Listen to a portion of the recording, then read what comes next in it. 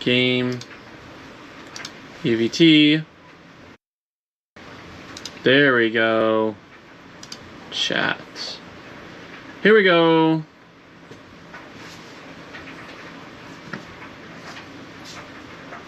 Oh, let's just quickly check NVIDIA as that is looking.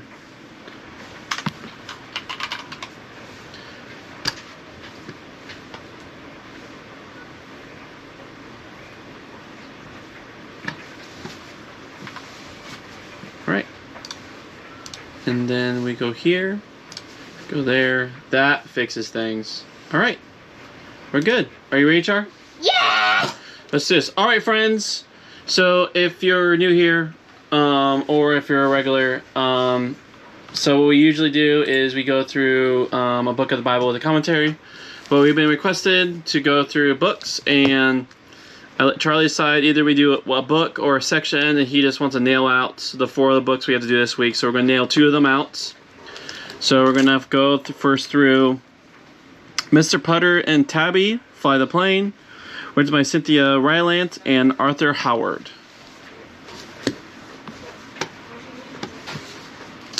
And also, oh, Mr. Putter, I'm guessing that's Putter, right? Yeah, I'll do that. And Mr. Putter and Tabby Torn the Page, written by Cynthia Rylant and Arthur Howard. Alright, friends, without further ado, let's go. See if I could just be cool. Mr. Putter knows he shouldn't play with toys anymore, but he loves them. His fine cat Tabby does not. She's especially bothered by toys that fly. They give her the hiccups, so when Mr. Putter brings home a little toy biplane that really flies, he and Tabby are in for quite an adventure. Mr. Putter and Tabby Fly the Plane. toys. So I'm guessing the author is Cynthia Rylett, illustrated by Arthur Howard, and the publishers Harcourt Incorporated. The cities are Orlando, Austin, New York, San Diego, and London. All right, Char. What? Oh, and Princess Singapore. All right, I hope I gave all honor where honor's due. All right, tell me, which light do you think? Definitely not that one. That one. That one? That low one? That one. The high, medium one? That one. Or the high beam one? Hi. You want high beam? Yeah. Oh! All right, high beam it is. Number 1, toys. Mr. Putter loved toys. He was old and he knew that he wasn't supposed to love toys anymore, but he did. When Mr. Putter and his fine cat Tabby drove into town, they always stopped at the toy shop. You mean toy store? Says, oh, toy store, you're right. Tabby was not happy at the toy store. She was old too, and her nerves weren't as good as they used to be. The wind-up made her twitch, the pop-up made her jump, and anything that flew gave her the hiccups.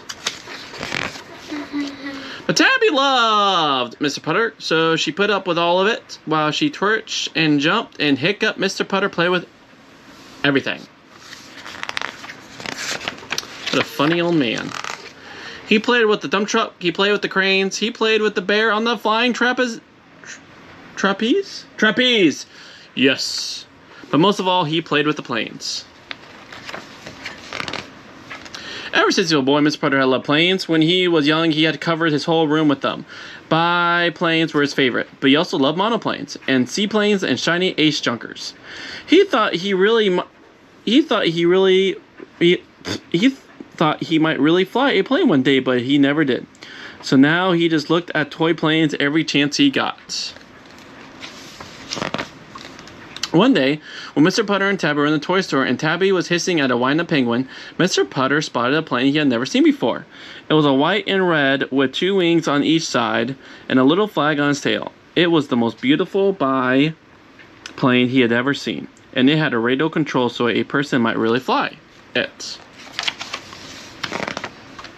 Mr. Putter was in love. He bought the little plane and put it in the car with Tabby.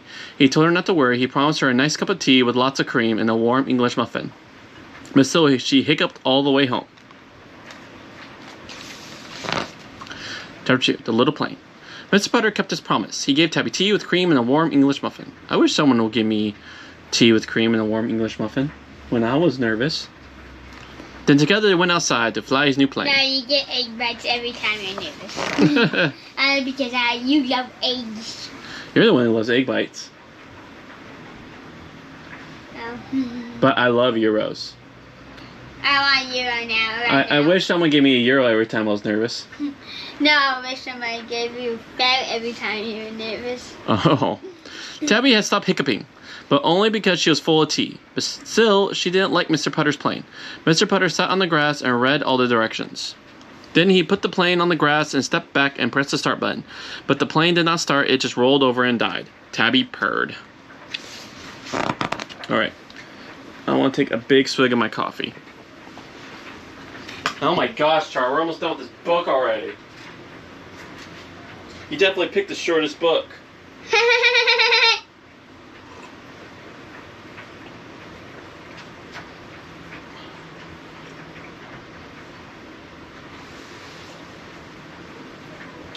Ah!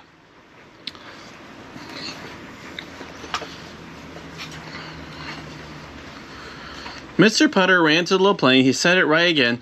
He stepped it to be a good little plane. He stepped back and pressed the start button, but the plane did not start.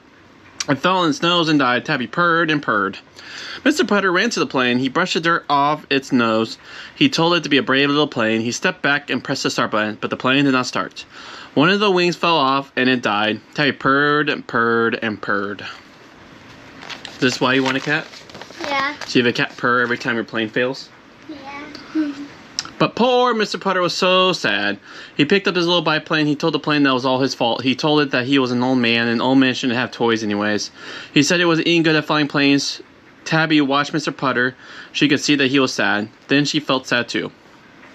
Tabby went to Mr. Putter and rubbed herself against his legs. She sat on his shoulder, put her head by his, and licked his nose. This made Mr. Putter feel better. Aw, that's a good reason to have a cat. He decided to try again. He fixed the wings. He set the plane on the grass. He told it that he and Tabby knew it was the best plane in the world. Then he pressed the start button. The little plane choked. The little plane coughed. The little plane gagged. But it didn't die. It warmed up and began to sound better. Then slowly, it rolled across the grass. It picked up speed. And then it flew! It flew high into the blue sky. Mr. Putter cheered. Tabby purred and hiccuped. Mr. Putter was finally flying a plane of his own. Chapter 3, The Boy. Every day for many weeks, Mr. Putter and Tabby flew the little biplane. Tabby never hiccuped anymore. She became used to flying things. Children from town heard about the plane, and they all came to the field to watch it fly. Mr. Putter loved this. He liked the company. He let the children take turns flying the little plane. He felt like a proud grandpa. One boy he liked best of all. The boy was a little shy, a little clumsy, a little forgetful, just like Mr. Putter. But whenever the boy flew Mr. Putter's plane, he wasn't shy or clumsy or forgetful at all. He was strong, he was sure, he was happy. When Mr. Putter saw this, he remembered himself as a boy. He remembered how he wanted to fly. He remembered how he wanted a plane that really flew. Was remembering lying awake every night, wishing for one. Now Mr. Putter had his plane, but he was old. He didn't need it as much. He had Tabby, and she was everything he needed. So one day he gave his little biplane to the shy, clumsy, forgetful boy. The boy became a hero among the other children. Mr. Putter and Tabby went back to the tea and muffins, their tulips and roses, their morning naps and afternoon pudding, and sometimes when they were out for a walk together, a proud little biplane flew above their heads. Aw, that was a nice little book.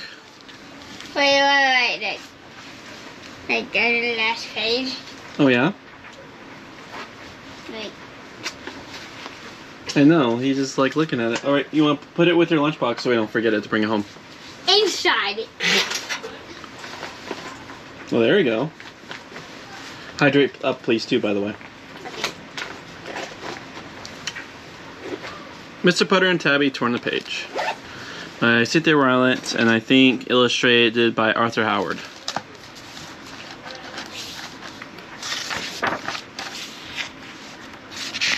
And then published by Houghton Mifflin Harcourt, Boston, New York. Chapter 1, Reading. Mr. Putter and his fine cat Tabby loved quiet time. They loved quiet baths. They loved quiet naps. They loved quiet thinking. Mr. Putter and Tabby spent their favorite quiet time reading. Mr. Putter loved to read, but he did not like to read alone. He liked having someone to read to, and Tabby was a someone. She curled up in Mr. Putter's lap, or on Mr. Putter's feet, or on Mr. Putter's head, and Mr. Putter read. Red. No, read. Or Mr. Putter read. You're right. I don't know. Read or read. Hey, love. Do you know... Is this Mr. Putter read or read? Huh? Is this read or read? R-E-A-D? It depends on the context of the sentence. Oh. That's what okay. And Mr. Putter... Read. Read. Okay. Yeah, because it wouldn't sound right if it's Mr. Putter read. Well, I guess everything sounds right to me, and you guys are crazy. Like Mr. Putter read. He read? No, he read. Look, Daddy's reading a book. Yeah, look. They had their favorite books, which they read over and over. One was about a cowboy. Mr. Putter liked cowboys. Read over and over. Huh? Just kidding. You said it right. I said which they read over and over. Not read. Which they read? I was just teasing. Oh. Because you said you read it correctly. Oh, okay. Yeah. One was about a rabbit. Tabby liked rabbits. One was about gardens. Mr. Putter and Tabby both liked gardens. So Mr. Putter was excited when he saw the sign at the library. The sign said, "Read aloud with your pet." Well, Mr. Putter read aloud with his pet all the time. But the sign said something else. It said, read aloud with your pet at story time. Thought Mr. Putter. He liked the words story time. They reminded him of when he was a boy. His teacher had read stories aloud to the children. Story time was a very exciting time then. Reading did not always have to be quiet, and what could be better than Tabby? And story time in the library, Mr. Putter signed up. Chapter 2. A mistake. After he signed up, Mr. Putter made a mistake. Mr. Putter told his friend and neighbor, Mrs. Teaberry, about signing up. He forgot that Mrs. Teaberry loved anything new. Anything. She learned new hobbies, she made new friends, she cooked new food. Mrs. Teaberry liked new. Ew, cauliflower cookies. You like cauliflower cookies? Oh, no, I will not. You like cauliflower fruits? But Mrs. Teaberry, good dog, Zeke, liked new too. He liked to find new ways of doing things, and sometimes it got a little too excited. Mr. Putter was not sure about Zeke in story time. There might be too much adventure with Zeke in the library. But it was too late now. Mrs. Teaberry was already looking for a library hat. Chapter 3. Gusto. Mr. Putter thought about what story to read aloud at the library. He thought about cowboys, and he thought about rabbits. It's rabbit season. He did not think about gardens. Gardens were not adventures to most people. Gardens were an adventure to Tabby. But it was because Tabby knew how to make them exciting. Mr. Putter thought, and then he picked his story. It was a story about a bear. Everyone likes bear stories. Mr. Putter told Tabby, bears are exciting. Mr. Putter practiced his story. He held up the book. He turned the pages. He read with gusto. Gusto makes everything more exciting, Mr. Putter told Tabby. Tabby purred. Can you make a purring sound? No. No? I'm gonna make a meow sound. You want to make a meow sound? Ah. Reading was not so quiet anymore. Reading was an adventure. Chapter 4, Storytime. On the day of Storytime, Mr. Putter and Tabby and Mrs. Teaberry and Zeke walked to the library. At the library, all the children were waiting for Storytime. When they saw Mr. Putter and Tabby and Mrs. Teaberry and Zeke, they were very excited. Tabby purred and purred. Zeke licked a lot of faces. I love my library! That's a funny hat. Then everyone settled in for story time. Mrs. Teaberry read her story first. It was a story about a dog, and Zeke made all the sound effects. When the dog in the story barked, Zeke barked. When the dog in the story howled, Zeke howled. When the dog in the story ran away, Zeke ran away. Oops, said Mrs. Teaberry. Come back, Zeke, called the children. Come back, Zeke, called Mrs. Teaberry. But Zeke smelled the librarian's lunchroom. Zeke was not coming back for a while. Mrs. Teaberry was not worried. Zeke always came back sooner or later. So Mr. Putter read his bear story. While he read with gusto, Tabby curled up on laps and on feet and on heads. When Mr. Putter said the end, everyone clapped. Then Zeke came back. He had someone's cheese, sandwich, and a different hat. He also smelled like grapefruit juice. Everyone was happy he had come back. When it was time to say goodbye, the librarian gave Mr. Putter and Mrs. Teaberry stickers and bookmarks. Free! Mr. Putter and Mrs. Teaberry both loved free stuff. Storytime had been very exciting. Reading is wild. Reading is huge. Reading is cool. Reading is out of this world! Library bookmark. Library bookmark. Chapter 5. Book Swap. When everyone got home, they needed tea. Reading had been so exciting that it made them hungry. So Mrs. Teaberry made tea and raisin biscuits for them all. When it was time to leave, Mr. Putter swapped his bear book for Mrs. Teaberry's dog book. He and Tabby liked dog stories. Zeke was curious about the bear. Bear beats Battlestar Galactica. That night, when everyone was tucked in, they all had free stickers and free bookmarks and good bedtime story. And Zeke loved the bear. And what's the cat doing?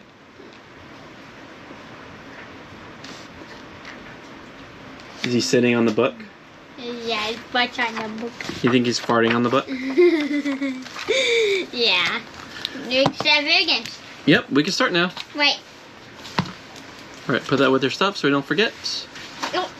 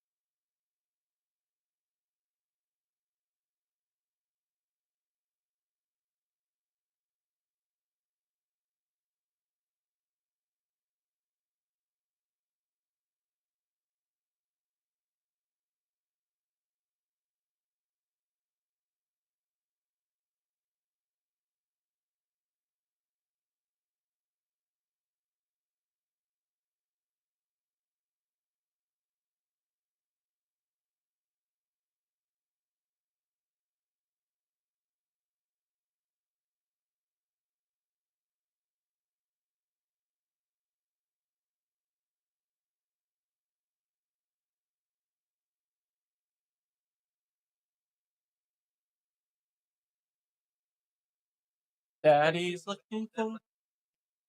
Huh? Oh yeah. Oh. Okay, that's working. Perfect. We opened the site. And look at that, Brendan.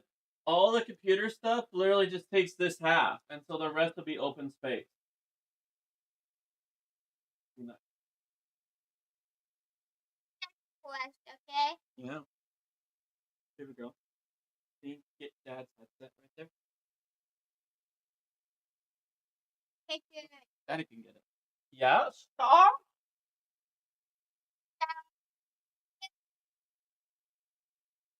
Oh, I actually haven't seen the cutscene in this one. If I can see it, then join yours.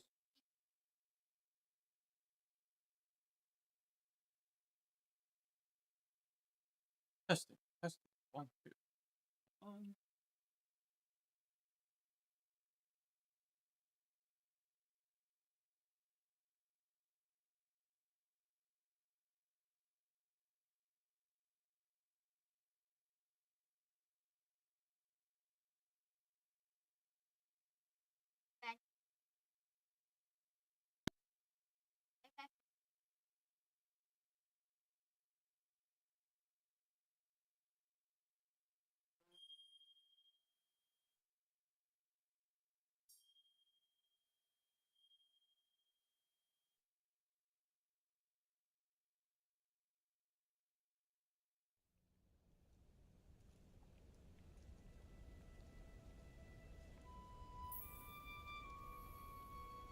Huh?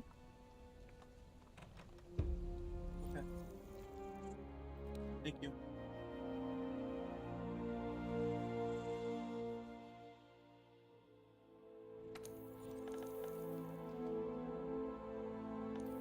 You know,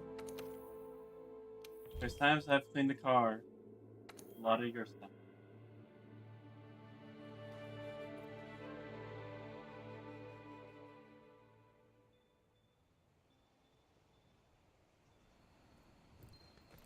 One subspecies left to investigate. Just leave records and analysis to me. Yep, right there.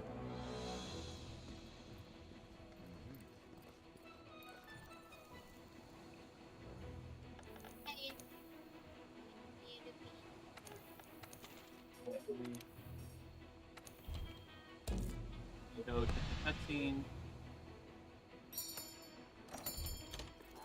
Go find ourselves a coral poop poop. Well, I first have to see the cutscene. I haven't seen the cutscene. Commencing the Coral Puke Puke investigation now. The 5th Fleet's A-list hunter will take point, while I keep record. The field team has already gathered tracks. Let's follow the scout flies.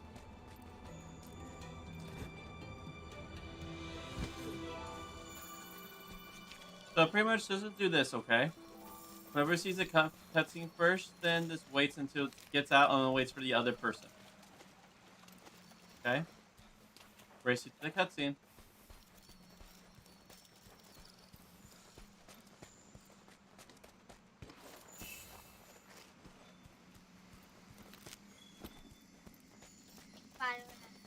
found it. Okay, so that means after the cutscene, go back to town and wait for me.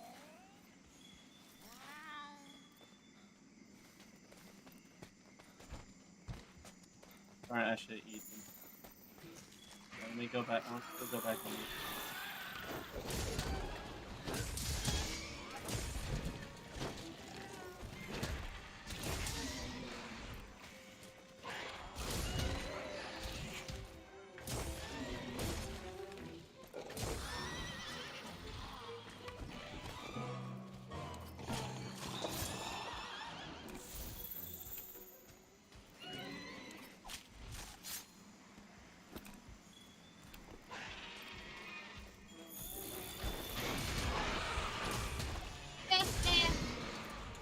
Okay.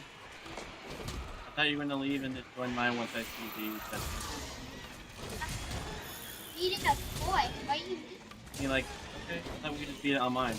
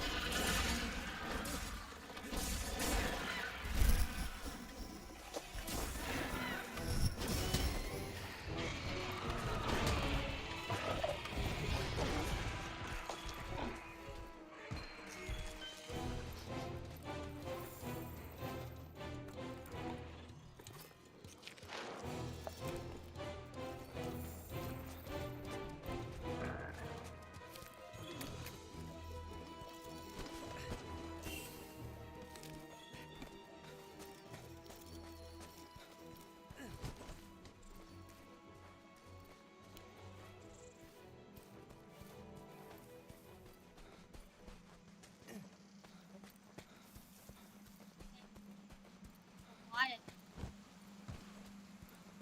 Does it do water damage?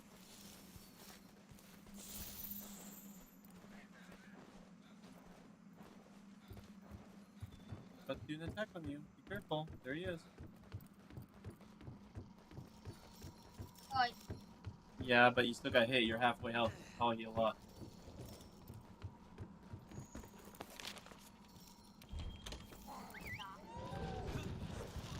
Did you eat before going there?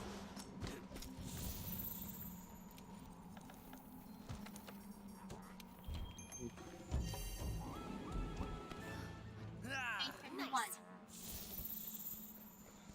Guys, drinking the water. Oh. Grab that.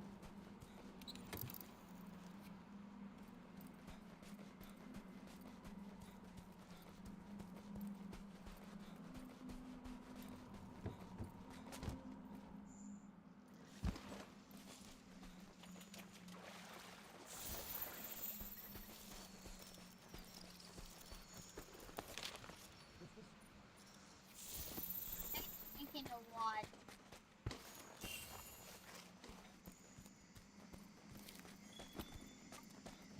It's but enchantment where you get with literally like blocks like 50 cents.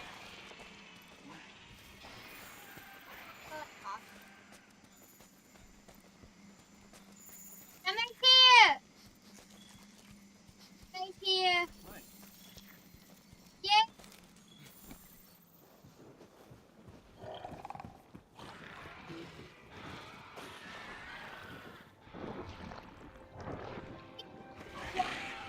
Ow. Double A.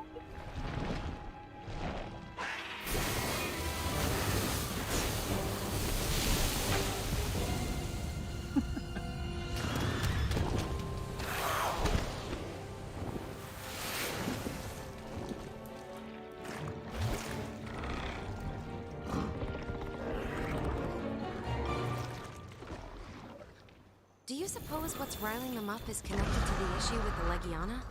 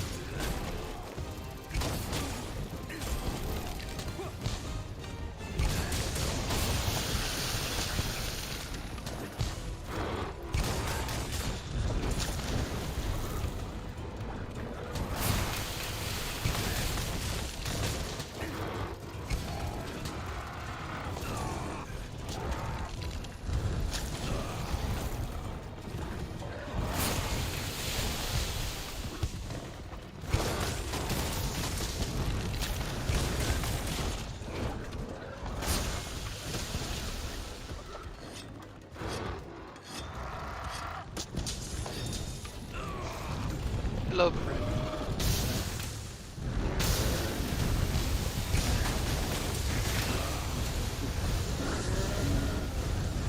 What's up? Oh, I'm finding a unique monster. The default is usually like poison, but the water variant. Oh, so it's a little unexpected.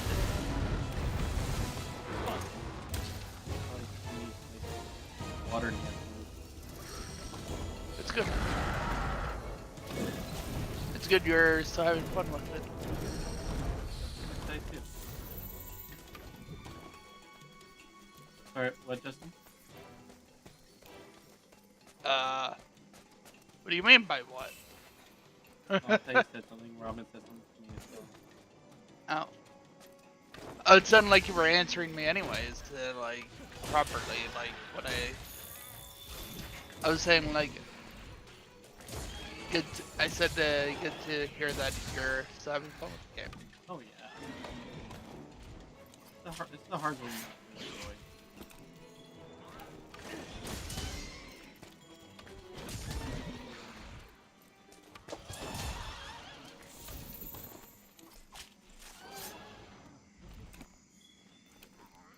Alright, Clyde. Need my next one.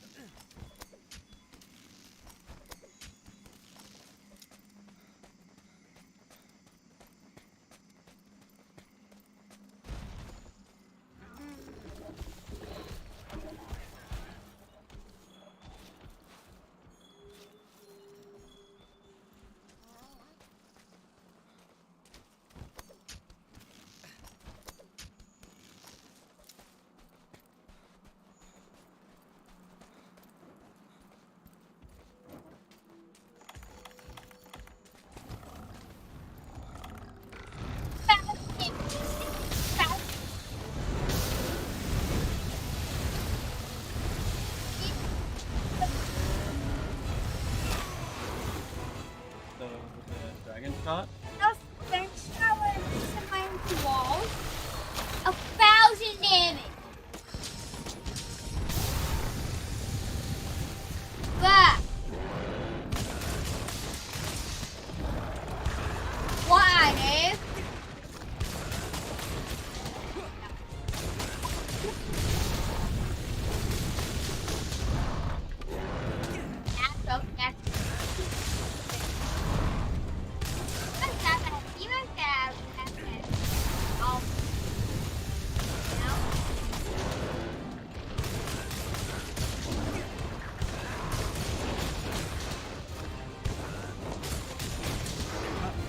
Well, yeah.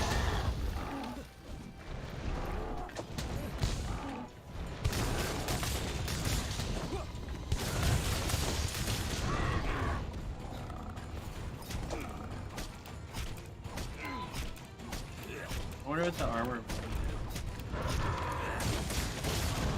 Weapon build.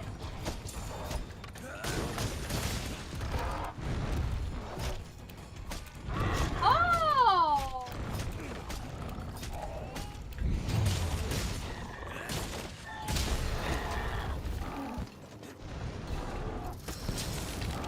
Okay, fine.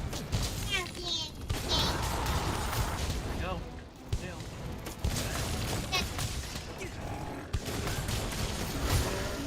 Yeah, there's still time to join mine.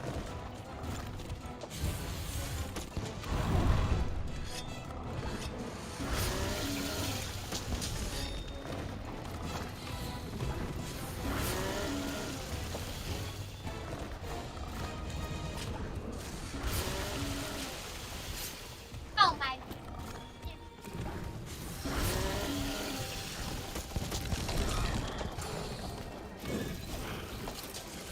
It's definitely weak to paralyze because my little dude has paralyzed so many people.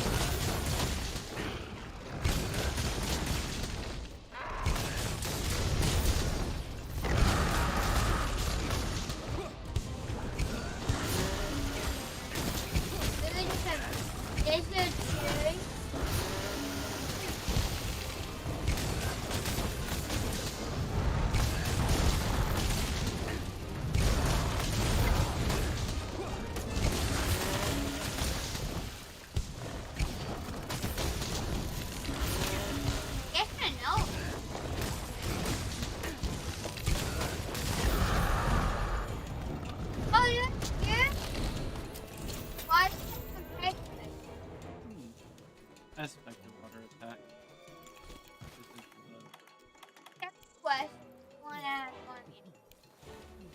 very different. Very different. We'll see. 'Cause I may want to fight this thing one more time. I really like it. And I'm just about to capture it.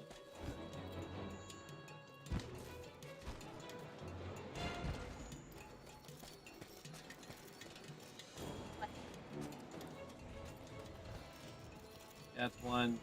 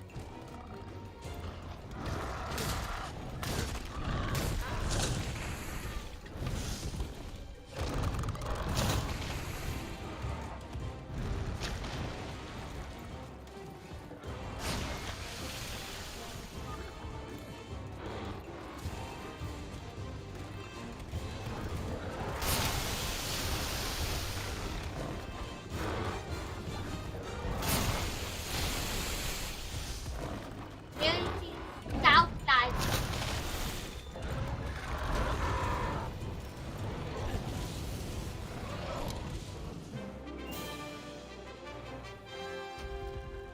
Data compiled and mission complete. I'm beginning to believe there is some connection to these subspecies in the Legiana.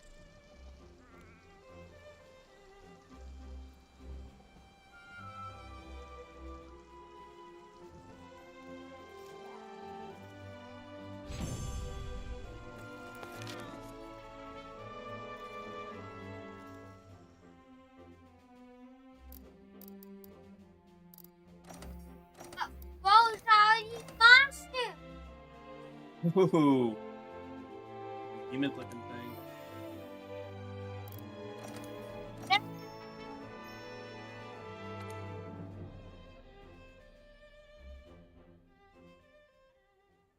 Good work out there. Steve would do something.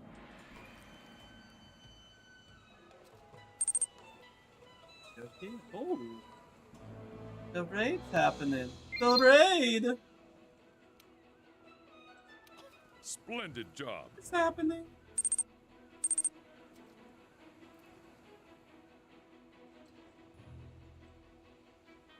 He's running from the raid.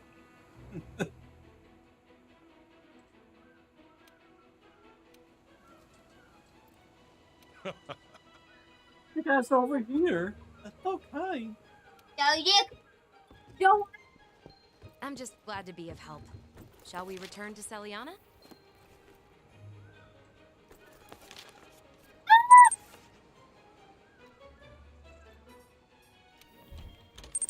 Doing really well. Well, we actually were able to reorganize a desk today. Welcome back. That was our adventure, and we actually nailed out 2 bosses in the monster hunt. Successful day. And in about 15 minutes, we're gonna go through some loot, which I'm the most excited about. That's actually like always my highlight. And go through some biblio together.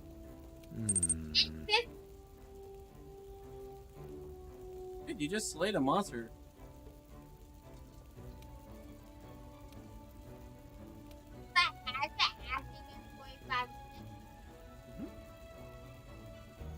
Do you have a minute?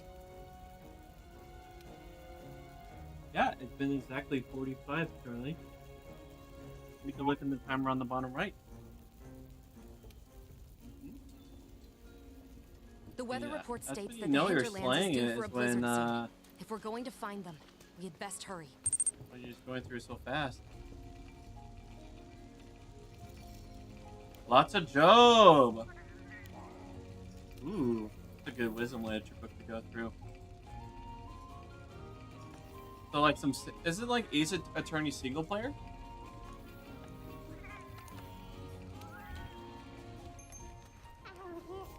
Or is there like an MMO variant of it?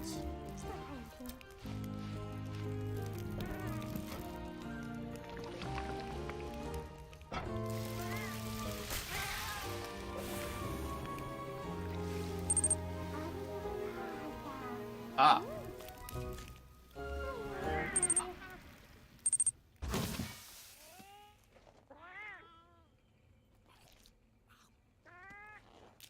Ah! So yes, friends, so what I'm about is... Gosh. I love Jesus, and I love what he's done for me. I love scriptures, how they answer the human condition.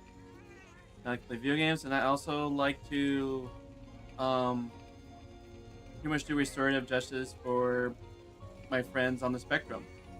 And so what I do is do a lot of multiplayer games in the way that it protects their identity, but yet they're still able to engage the wider world with, while being protected. So yeah, I find the Bible to be beautiful, and I love just wrestling it out every day with everyone. So yeah, that's kind of what I'm about.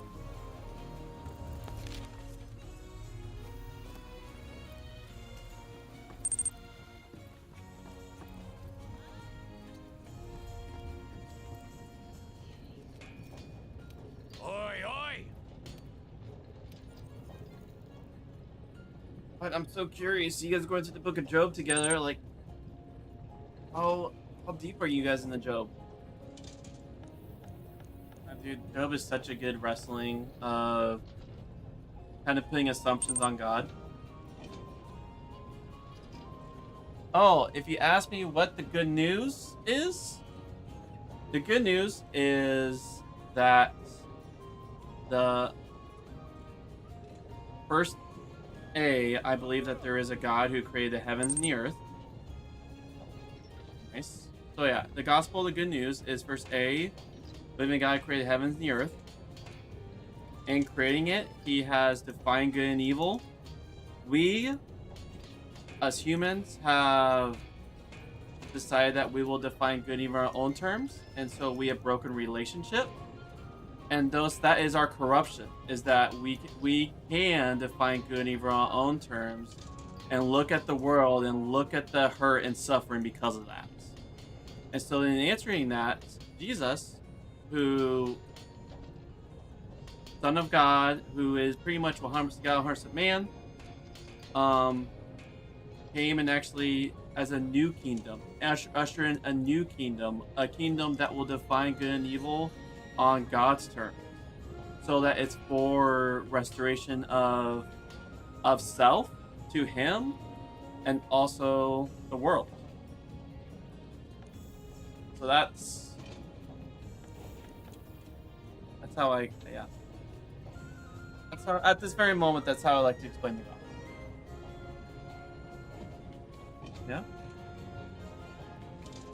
Yeah, dude, you sharp as fast.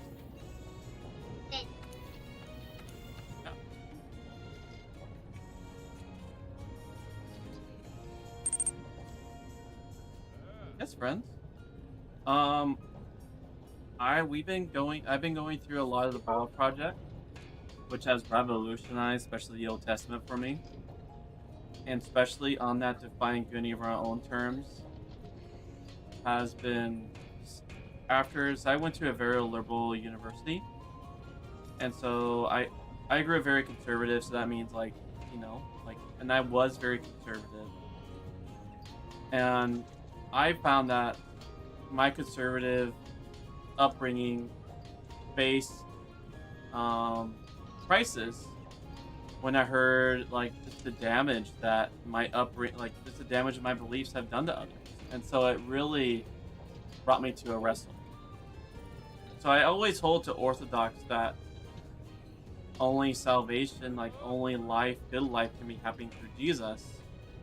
And so I really had to deconstruct a lot of my other beliefs and ideas, especially when it comes to the book. But yeah, I feel like I might be oversharing. I love it. you get me started, I could talk all day. We need to talk about it more. Oh yeah. Oh yeah. Oh yeah. You can't. Did I want to? Do it. Like, I'm not killing you, Jerry. Yeah.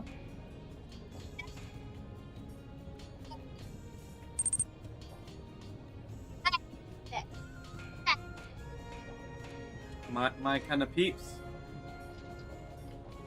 You have to, man. Life's the world and just too broken to talk about the weather every day.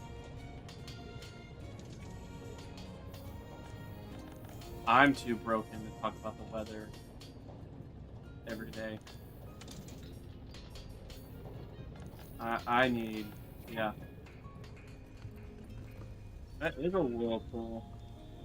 Alright, chart. So you want me to... Yeah, so I need to go see the cutscene now, too. I won't be able to join until I see the cutscene.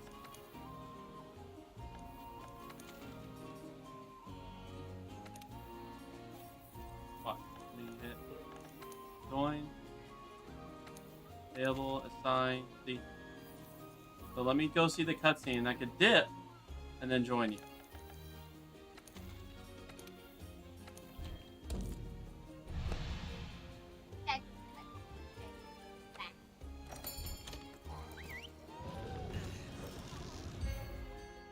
So yeah, so what about you guys? Like, what is scripture to you guys? Like, if you can say... Commencing the rescue operation. Your first objective is Like, to eliminate the what- burial threat. I guess, I'll have the scout flies follow their footprints. what flavor of Christianity that you more align with?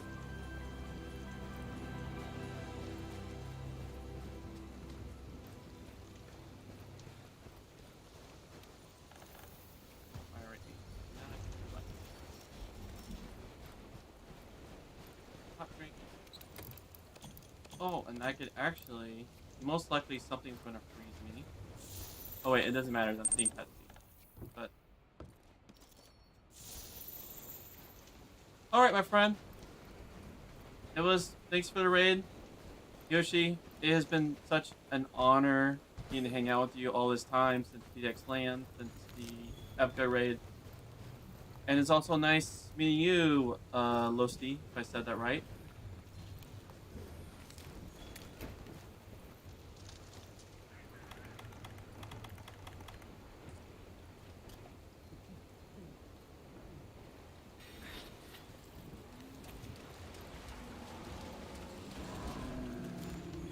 Okay. Do you suppose they've managed to learn anything about the shipwreck and that shard? I can't wait to hear all about it. Let's hurry. We need to confirm their safety.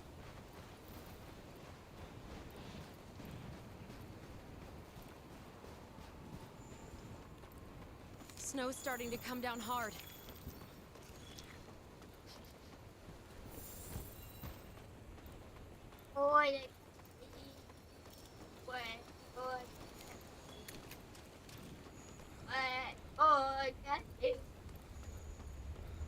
They're close, which also means...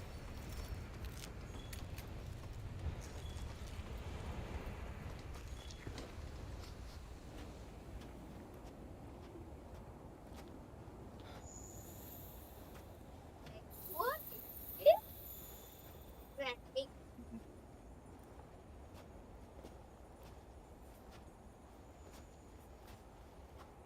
Make a bad.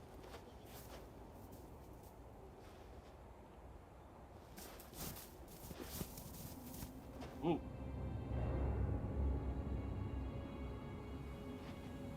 It froze those these completely. And wait. Papa? Is that you? Oh!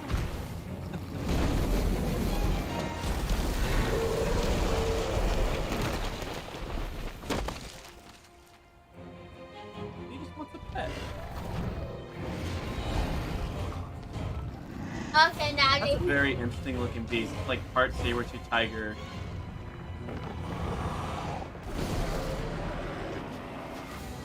Target engaged. Secure the area to allow for safe extraction. He goes fast. Look how fast he goes away.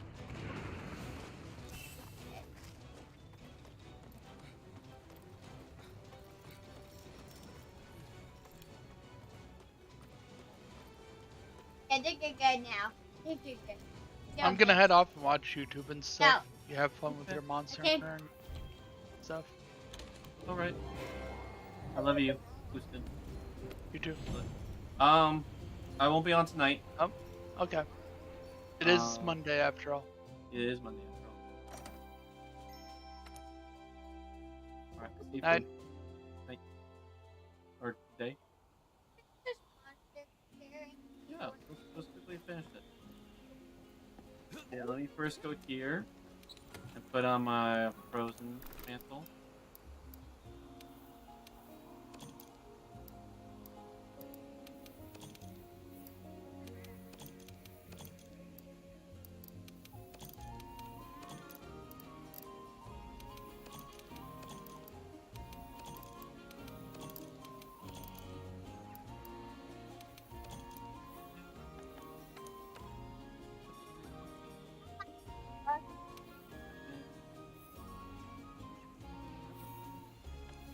No, it's in there. Oh, is that? It's in there. Oh yeah. Right.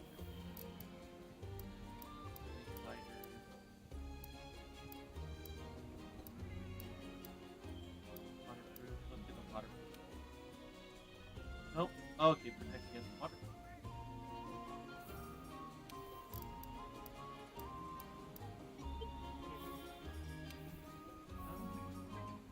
That's weird. I thought I got it.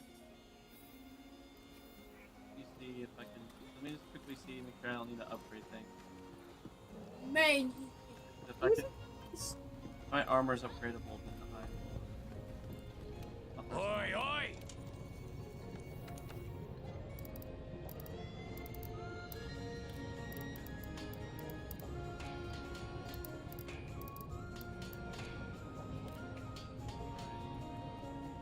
I still have any upgrades. So, alright, I will eat and hop over.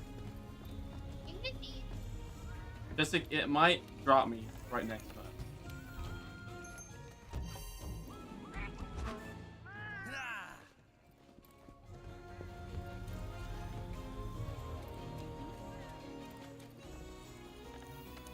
Yes, beautiful? Okay. Yeah. Alright, I'm joining.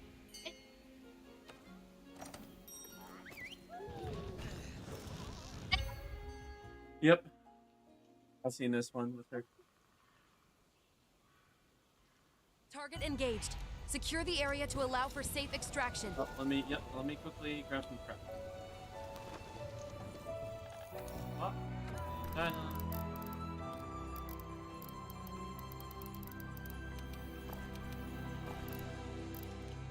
Grab some gun just in case. I said grab a gun just in case.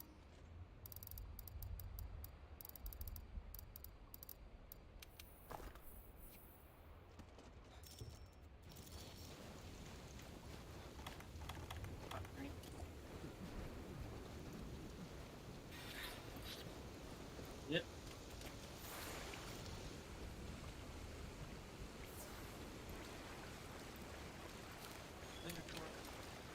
Thank Right, I'm coming. you both.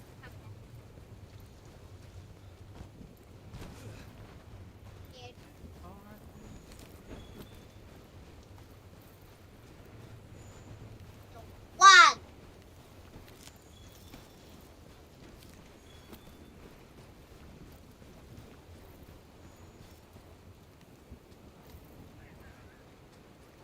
You gotta eat a hot drink, bro. You're losing those dams.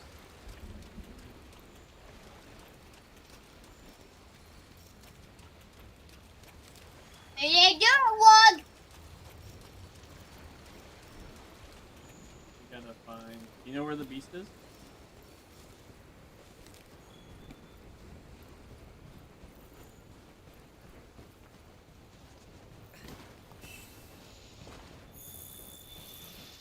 Know where it I don't.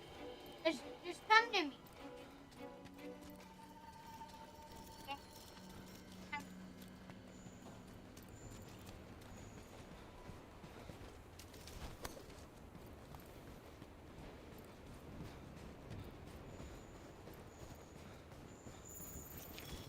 You got hot.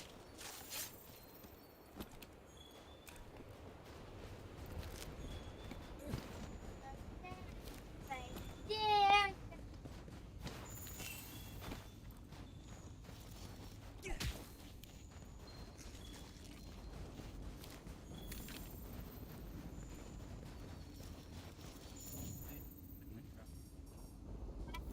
There's the T-Rex. Here, there's the T-Rex. Oh.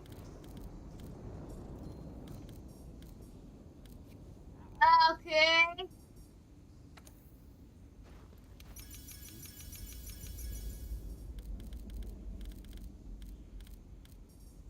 Live.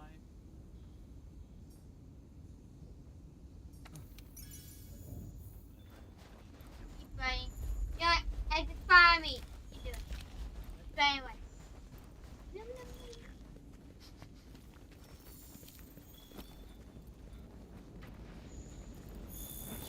Yeah, let's not waste time with these fools.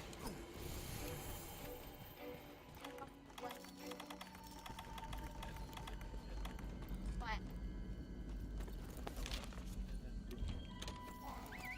Literally just right there. Right there.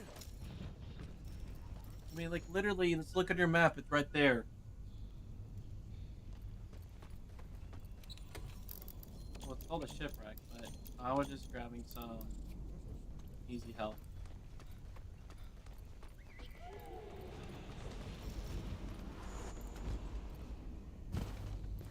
Go find this fool. There we go. Here's the beast. The Indian. Here we go.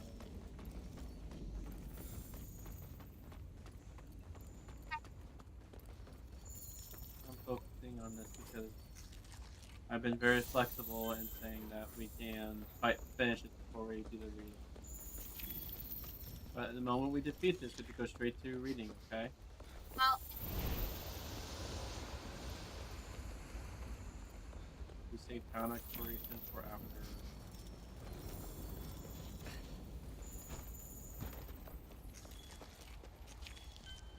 There we go. have bone pick. There we go. I have enough to actually scout him. Now my flies are after him.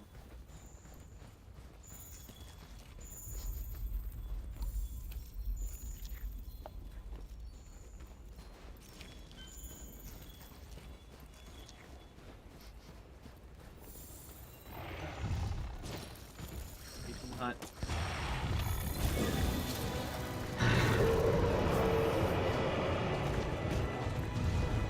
Okay. Wait, does ice tornadoes? What a punk! Oh,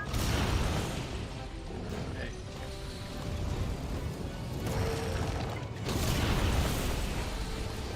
he did. He hasn't hit me yet, but I don't know. But he does ice tornadoes. Don't step in those. He's gonna be a punk.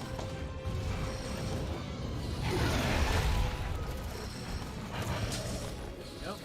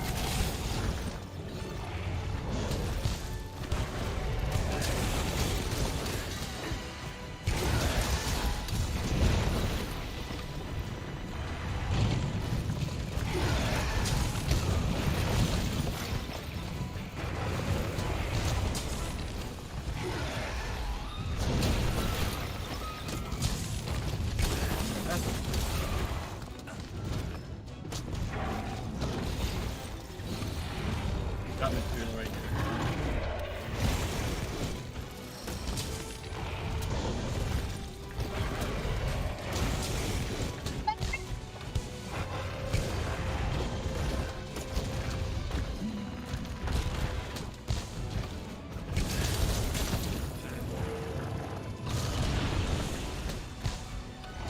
Grenade on you, get out of that.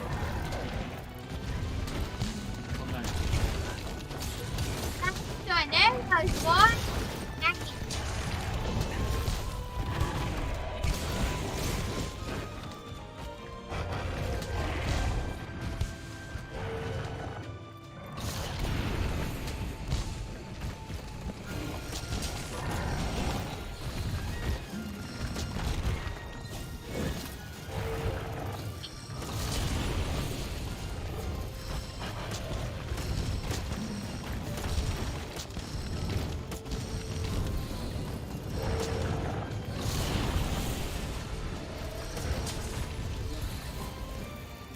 Power.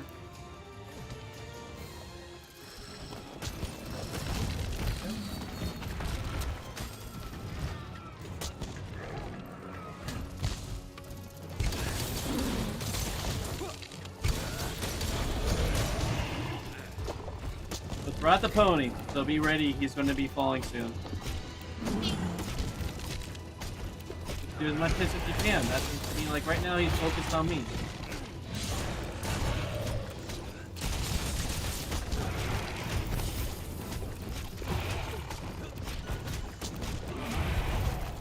Down.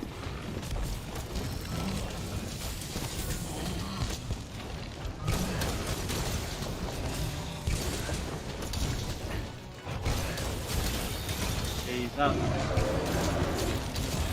Okay.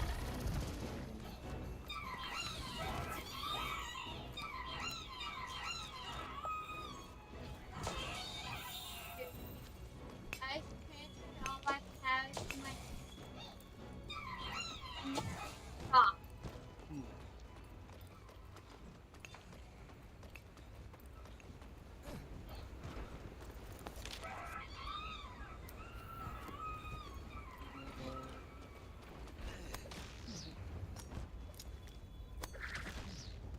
Okay. There he is.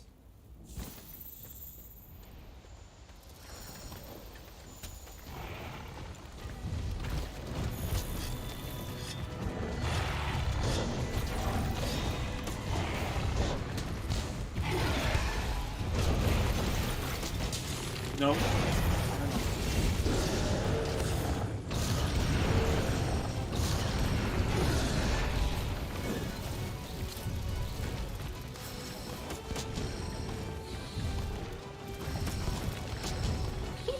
Come on, try to stop on you, boy!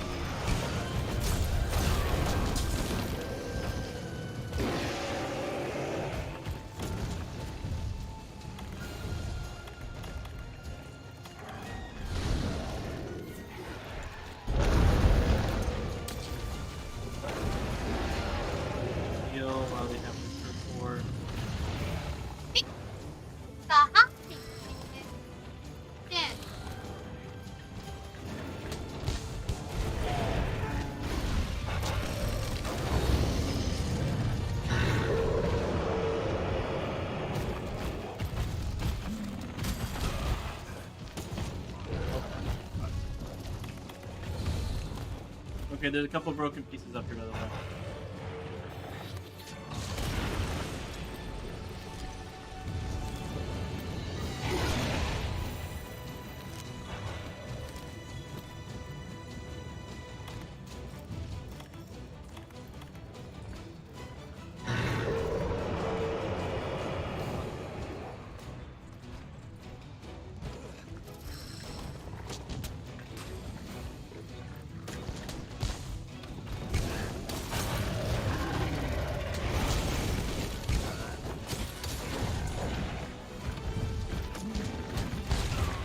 Jumpy little dude.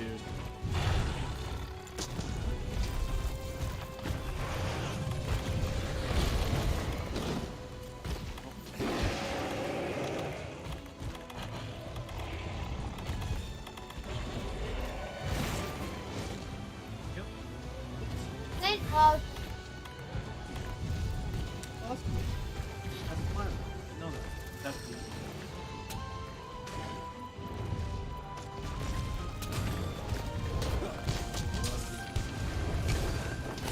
Oh, dude.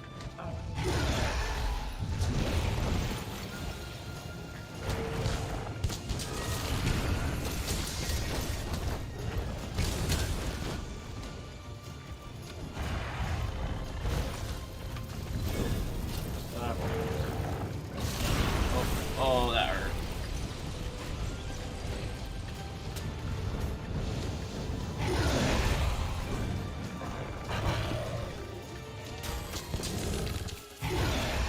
Yep. After you. Where you?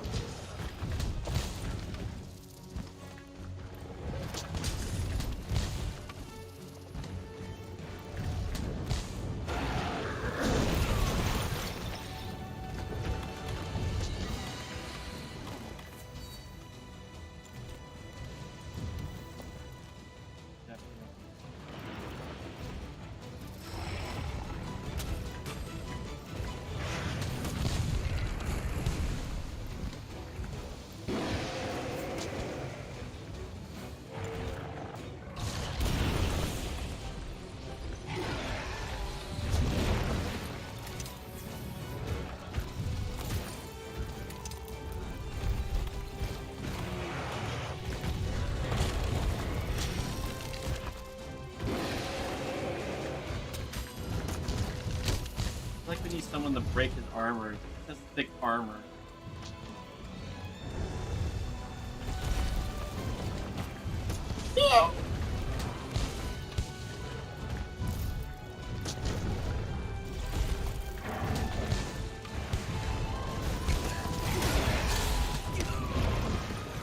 Moments I wish I had a bow.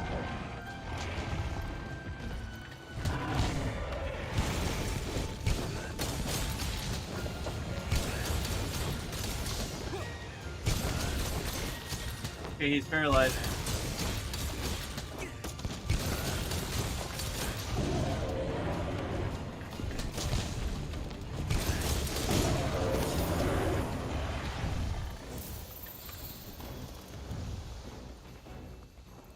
very fast runner.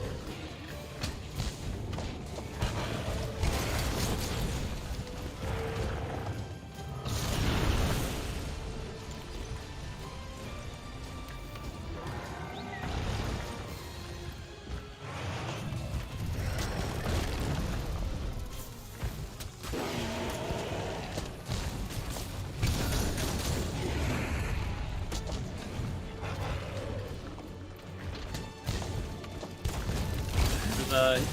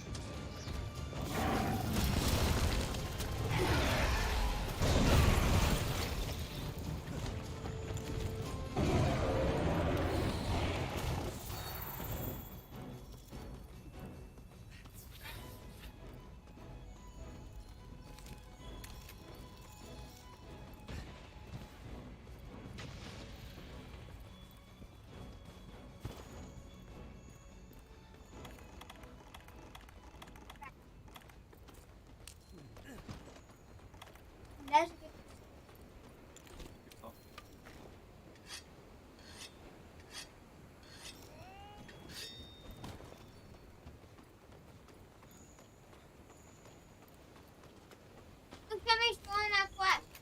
You play that on SOS?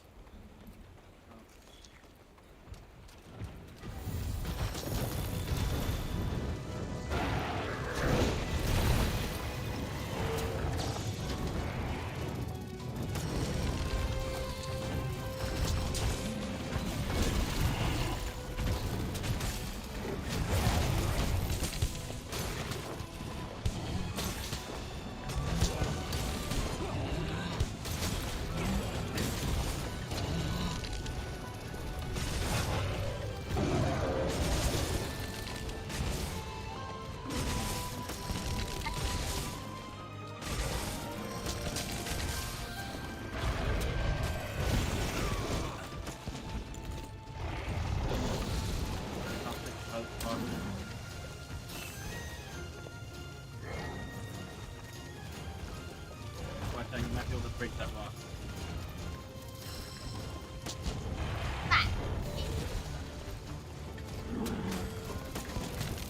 Alright, let's take it.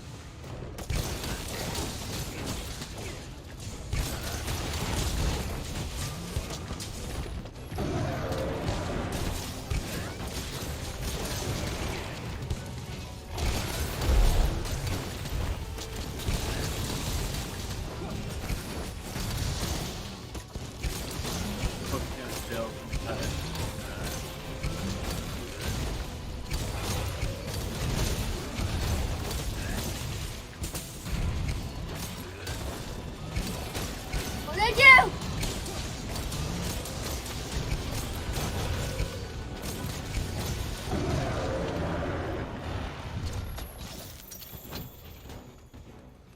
You think go bad actor. A hammer. Yep, you reckon a hammer.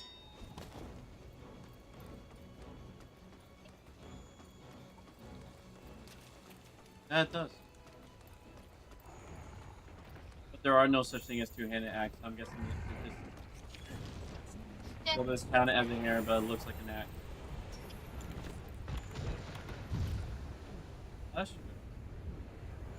That's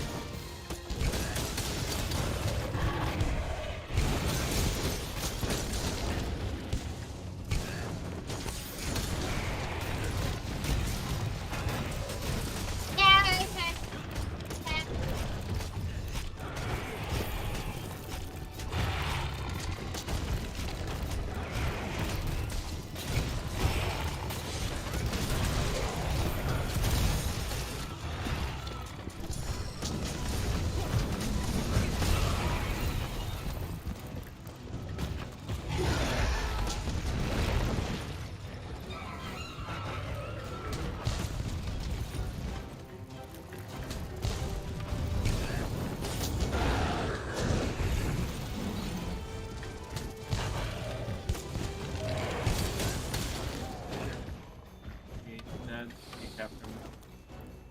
Well, it's not dead. You mean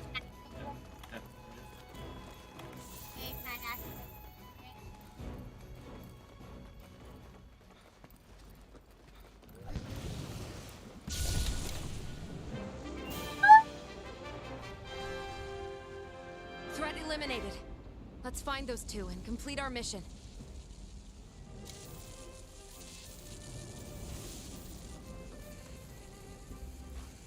Yep, after the cutscenes, then we'll go through the raid, and then we'll do one more run.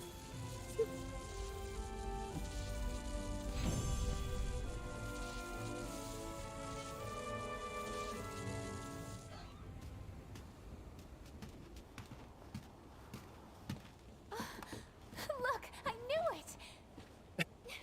Hey, partner! Come here, you big furball. Thanks for being here. You're a lifesaver. During our search, we noticed a Barioth was nearby, so we hid.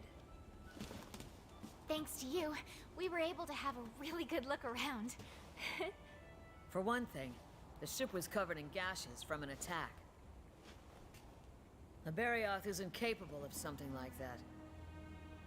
It came from something far, far more dangerous living here. Then, we found this. It looks new. Whatever made this must be close. How about you? Find out anything? Frozen monsters. Huh. Barioths aren't known for that sort of thing. So then...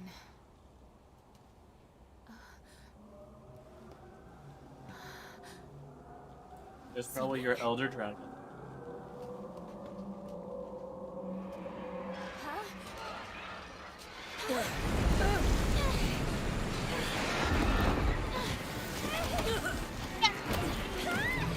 what? What's happening?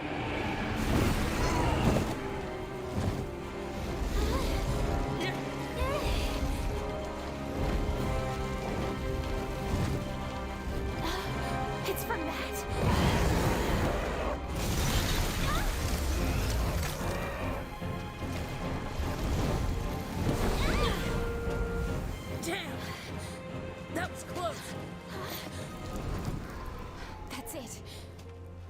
A monster that attacked the Legiana flock.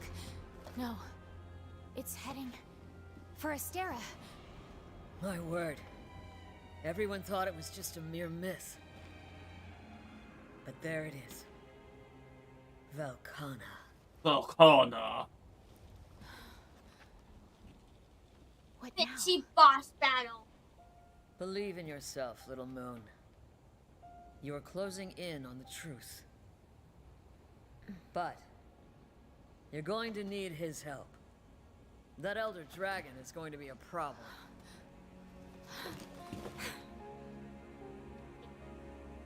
We'll meet soon. Whatever happens, please, please be careful.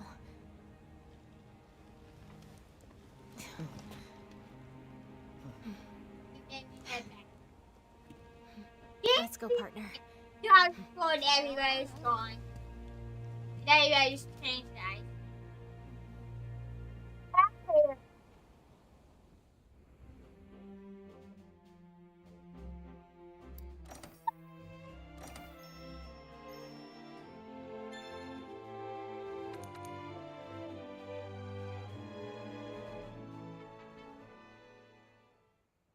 I wonder if there's gonna be cutscenes.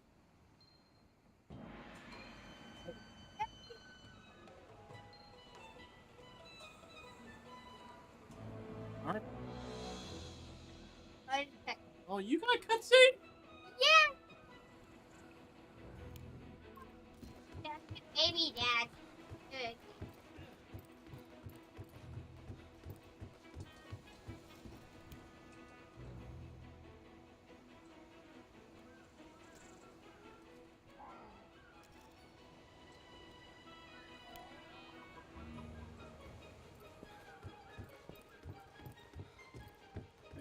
I definitely have to do it again. Go to the mission again. Oh.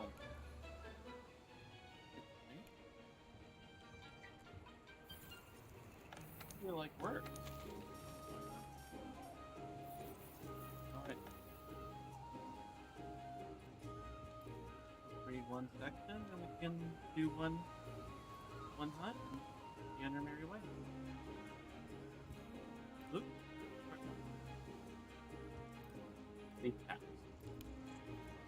Alright, my friends, if you're just joining us, we for Joy get to go through a really great work by N.T. Wright. It's part of a large collection called the New Testament for Everyone. We're reading one book in that called Look for Everyone. What N.T. Wright does, is he takes the ancient Greek that the New Testament was mostly written in, and then translate that to pretty readable material with respect to the original work, 442. And then, so then he does that with also a decent commentary to help us understand what's going on. So we're going to read Zechariah's Song of Praise. And Luke 1, 7 through 8. Oh, look at that. Pretty short.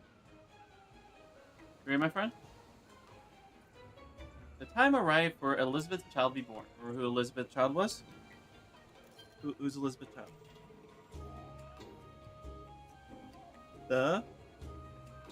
Right.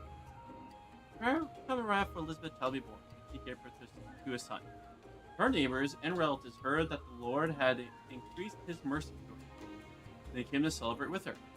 Now on the 8th day, when they came to circumcise the child, they were calling him by his father's name, Zechariah. But his mother spoke up. No, he said. He is to be called John. None of your relatives, they object, is called by that name. They made signs to his father to ask what he wanted him to be called. He asked for a writing tablet and wrote on it, his name is John. Everyone was astonished. Immediately his mouth and his tongue were unfastened. And he spoke, praising God. Fear came over all those who lived in the neighborhood. And all these things were spoken of throughout all the hill country of Judea. Everyone who heard about it turned the matter over in their hearts. What then will this child become? He said, and the Lord's hand was with him. John's father, who is John's father? Zechariah, was filled with the Holy Spirit and spoke this prophecy. Blessed be the Lord, Israel's God. He's come to his people and bought them their freedom. Actually, this bracket, he is this is Zechariah speaking with the prophet, so he's kind of going Old Testament right now. He's Old Testament proven. Actually, yeah, they're actually...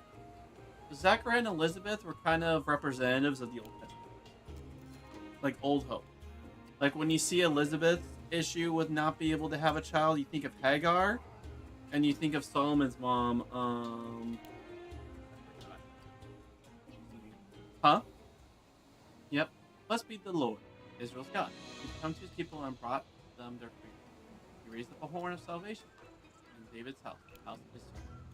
Just as he promised, through the mouth of the prophets, Holy One, speaking from April. Salvation from our enemies, rescue from hatred, mercy to our ancestors, keeping his holy covenant. He swore an oath to Abraham our father. He gave us deliverance from enemy hands, so we might worship him, holy and righteous before his face at the end of our days. You, child, will be called the prophet of the highest one. Go ahead of the Lord, preparing his way, letting his people know of salvation through the forgiveness of all their sins.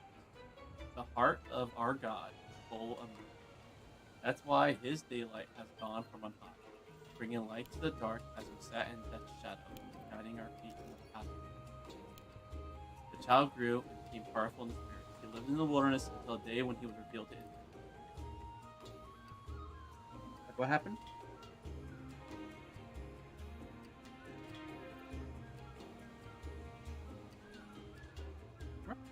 And before that, Elizabeth gave birth to... Good job. Many people today can't imagine what life will be like without television. We're so used to it telling us what to think about all the time that, without it, some people become quite worried, lost in the world of their own unfamiliar thought like an explorer whose guide has just appeared. Take away radio and newspaper as well, and what would you think about all day? That was the situation, of course, in most people in the world until very recently. It was the situation for everybody in Jesus' time. If you were Zechariah, what would you think of all day? Your family, certainly local village business, presumptively. Your health, quite possibly, the state of the crop, the prospect for harvest. But behind these obvious concerns are deeper questions. Something is wrong in the world. People are suffering. Your people are suffering. Wicked foreigners have come from far away, with hatred in their eyes and weapons in their hands. Darkness and death have stalked the land. Many people in many countries have had all this to think about over many centuries. Behind that again, there may be a sense that, though much has gone wrong, somehow there is a larger hope. Things can be put right. Things will be put right. Let go of this and your suffering. Often it's the old people, the ones who cherish old memories and imagination, who keep alive the rumor of hope. Zechariah comes across in this passage, especially in the prophetic poem, as someone who has pondered the agony and the hope for many years, and who now finds the two bubbling out of him as he looks in awe and delight at his baby son. It's a poem about God acting at last, finally doing what he promised many centuries ago, and doing it at a time when his people had had their fill of hatred and oppression. One evil empire after another had trampled them underfoot. Now at last God was going to give them deliverance. We can feel the long years of pain and sorrow, of darkness and death, overshadowing his mind. Nameless enemies are lurking around the corner. Nameless enemies are lurking around the corner as imagination and experience. No doubt it was partly this that had made him question Gabriel's word being lifted. But we can also feel the long years of quiet prayer and trust. God had made a covenant with Abraham. God had promised to send a new David. God had spoken of a prophet who would go ahead to prepare the way. All these things he had known, believed, prayed, and longed for. Now they were all to come true. Much of the poem could be read simply as a celebration of what we would call a political salvation. Though few ancient Jews, and not very many modern ones, would want to separate the secular from the sacred the way the modern West has done. But there are signs that Zechariah's vision goes beyond simply realigning of political power. God's mercy, the forgiveness of sin, the rescue from death itself, all of this points to a deeper and wider meaning of salvation. Luke is preparing us to see that God, in fulfilling the great promise of the Old Testament, is going beyond a merely this worldly salvation, opening the door to a whole new world in which sin and death themselves be dealt with. This, of course, is the message that will occupy the rest of the book. Zachariah's own story of 9 months silence suddenly broken at the naming of the child is a reflection on the smaller scale of what was going on in the Israel of his day. Prophecy, many believe, had been silent for a long time. Now was going to burst out again, building many back to a true allegiance to their God. What had begun as a kind of punishment for Zachariah's lack of faith now turns into a new sort of sign, a sign that God is doing a new thing. Luke's long first chapter holds together what we often find easier to keep them. At point after point, he has linked his story to an ancient biblical record of Israel, to the patriarchs, kings, prophets, and Psalms. He is writing of the moment when the centuries-old story was going to come round a corner at last. Out of darkness into sudden light. He never forgets this larger perspective. Everything that he will tell us about Jesus makes sense as a fulfillment of God's ancient promise. The hope of Israel comes to fruition. But Luke's story vibrates equally with the personal hopes and fears of ordinary people. Zachariah, Elizabeth, and Mary stand out as real people, hesitating between faith and doubt, called to trust God at a new moment in history. It's a mark not only of Luke's skill as a writer, but also of the nature of the God he is writing about, that both the big picture and the smaller human stories matter totally. This is, after all, as Zachariah had glimpsed, the story of how the Creator God came to rescue his people. It is the story, as Luke will now tell, how God himself was born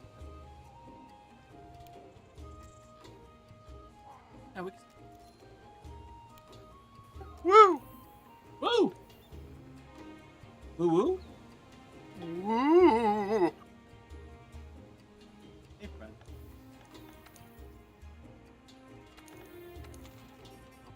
It is. Yeah. It's like 4:50.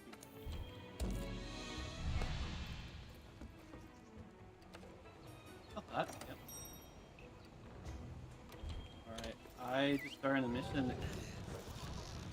Friendly neighborhood, Jason. If you want to join. Target engaged. Just gotta get Secure booted the up. area to allow for safe How extraction. far along are you guys now? Well, I'm fighting the like, kind of looks like a saber-tooth tiger in a dragon. Oh, I that mission. I gotta do that mission.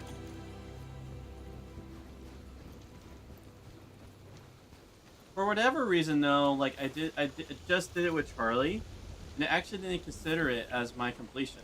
I think I joined him a little later in the run. I think we That do could that. be it.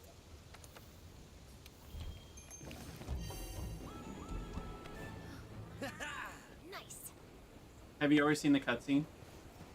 No.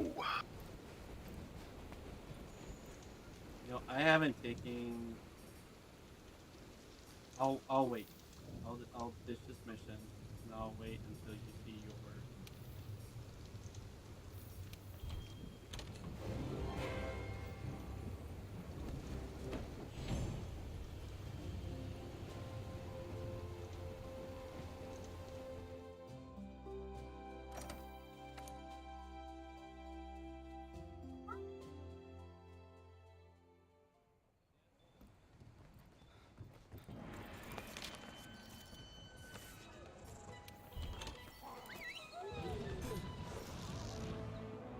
You know, do this team mini game while waiting for you to see the cutscene.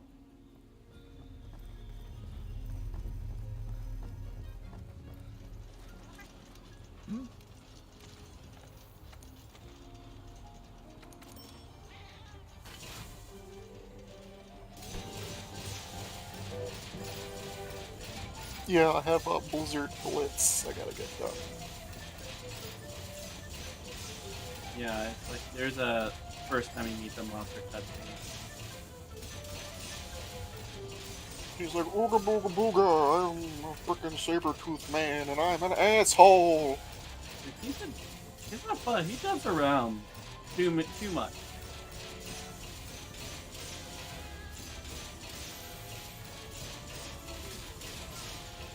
Go time, felines! Woo. Give us the go sign!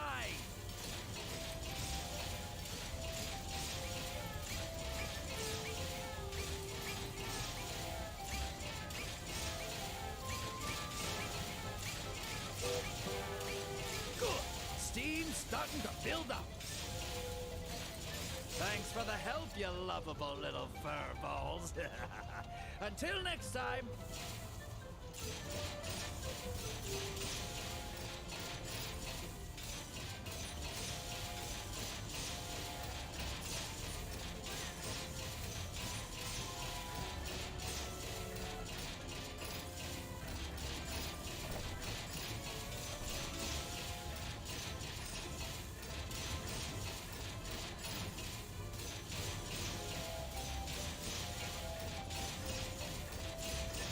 I forgot, does this guy have a sleep thing?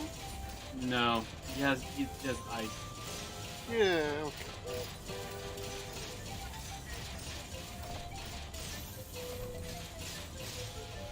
Oh, the machine's on fire! Oh, in a good way. Steam's building like crazy!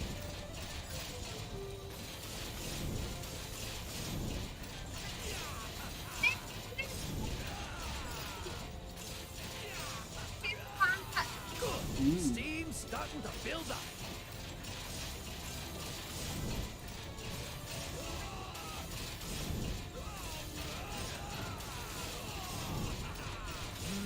Good.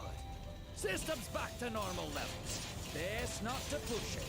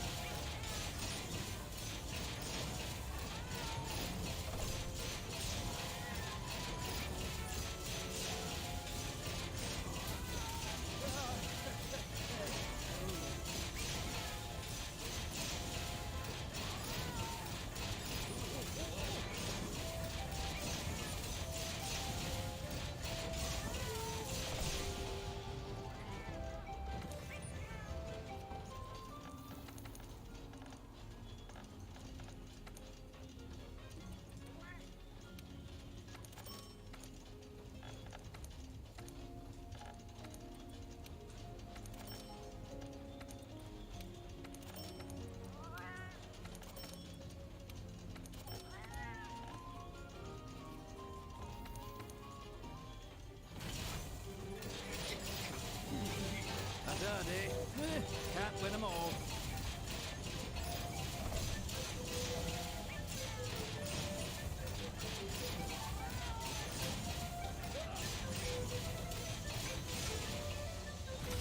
Fine. Oh, I'm watching the cutscene now. Perfect time. Whoa, all these frozen things. Guys, come on. Wait.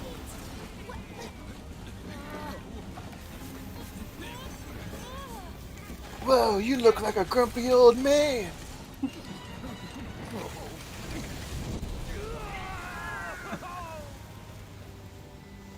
I just love Palicos. I just want more Palicos.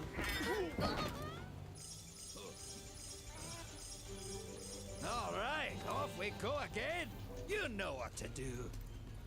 Well, if you want to, you can join me and help. And Jason and I are going to do the quest now. The one that we just finished for you. That for some reason I finished, but it didn't want to count for me. This one. We're doing this story quest. The one that we just did. Failed to join quest. What kind of garbage is this? Join the quest. Failed to join quest? Did it give a reason? No, it just says fail to join quest.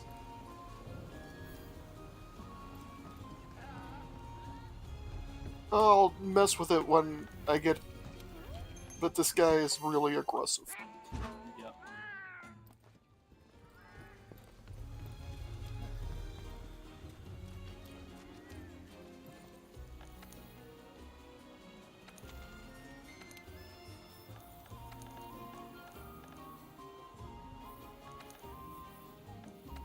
If anything, since you've already seen the cutscene, we might just have to do it. Yep, fielded join.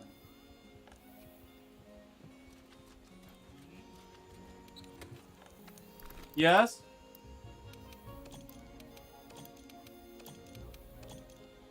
What? Well, if I bail the quest, do I have to watch the cutscene again? No. We've seen it, now we just go, you just leave and we go straight for the hunt.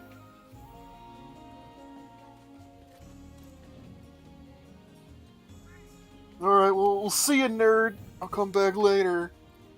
Frickin' saber-tooth kitty man.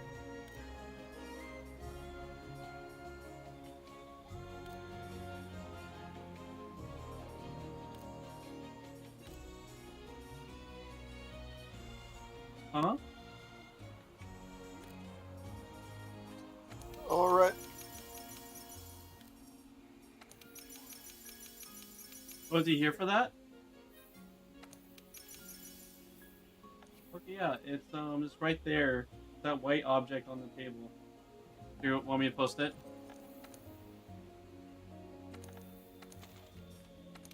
Did you post it, Jason, or you want me to post it? It's posted. Oh, you posted it? Where am I?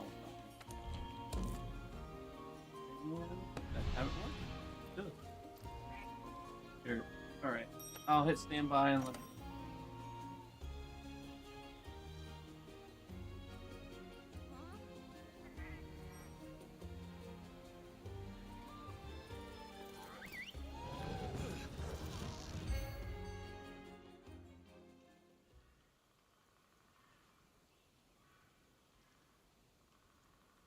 The pizza is aggressive.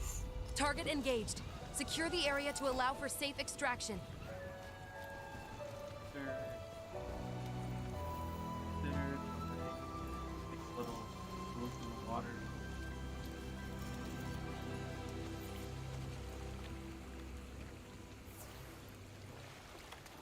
Did it just throw you at the monster?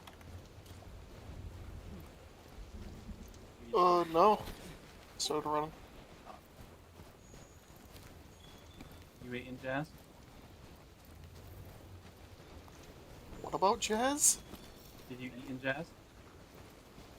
Yeah, I ate the food. Oh.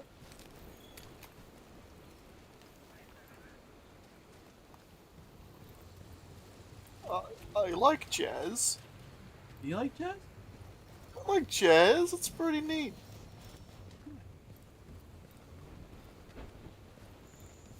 I don't hate it. But I won't. It all depends on the type of jazz. Baby girl.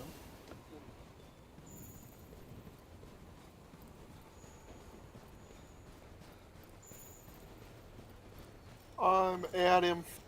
Hey, baby girl. Don't mess up. Billy, stop. Bailey chewing on the wires. I can't blame her, I do it myself.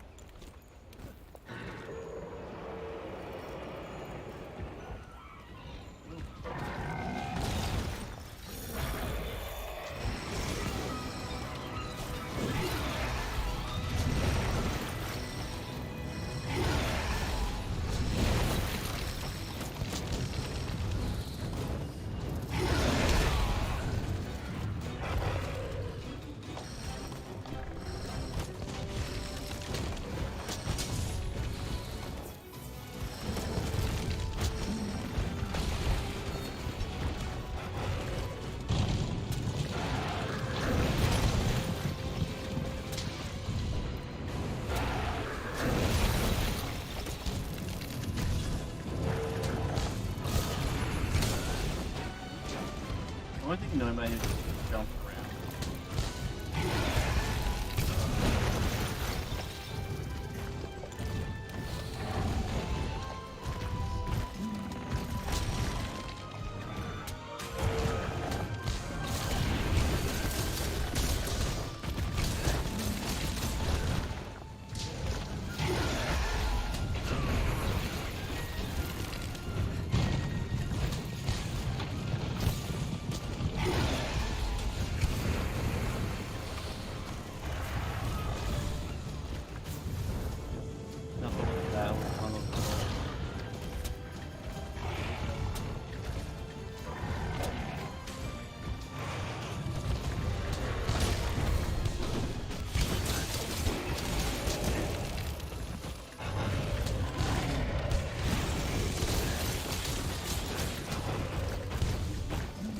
know, with all this jumping around in snow and stuff, I'm beginning to think this guy's a crack addict.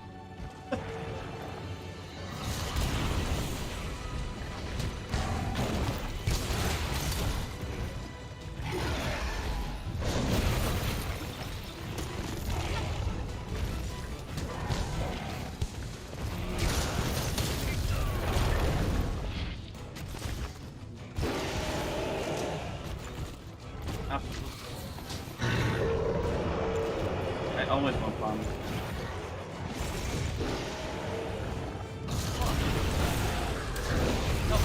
Oh.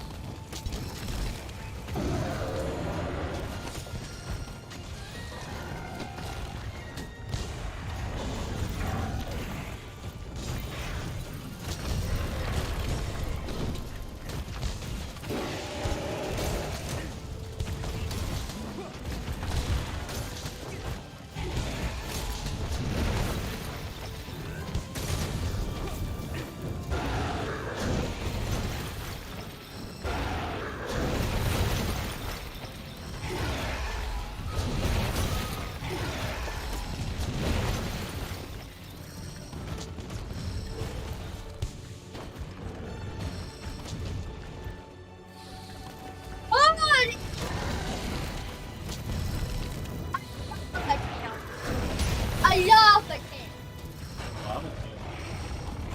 Just grab it and look it. I can't look, dude.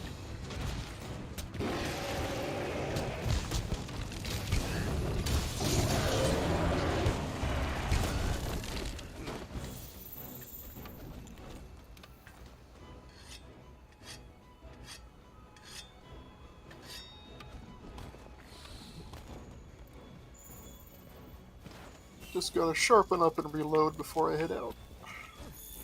You just like down the hole. You didn't go far.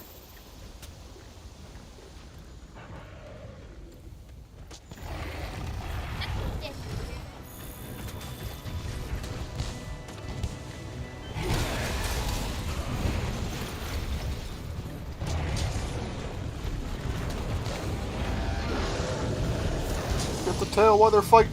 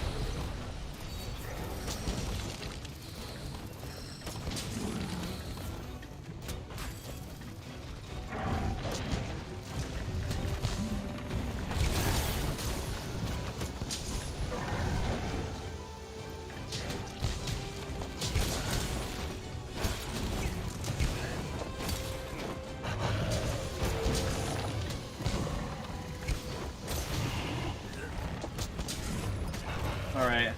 You're in the fateful mountain.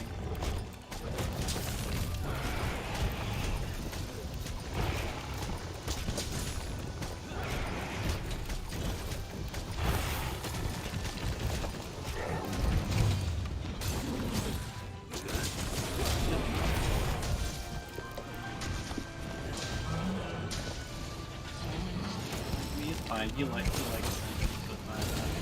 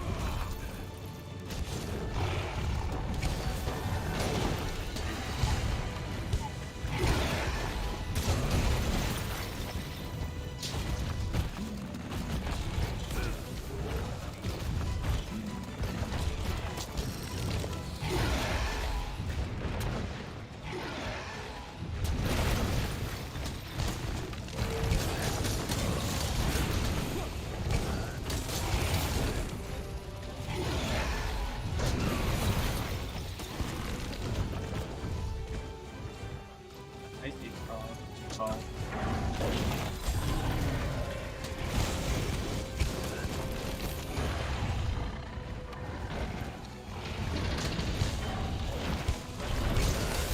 Oh, hey, it's this guy.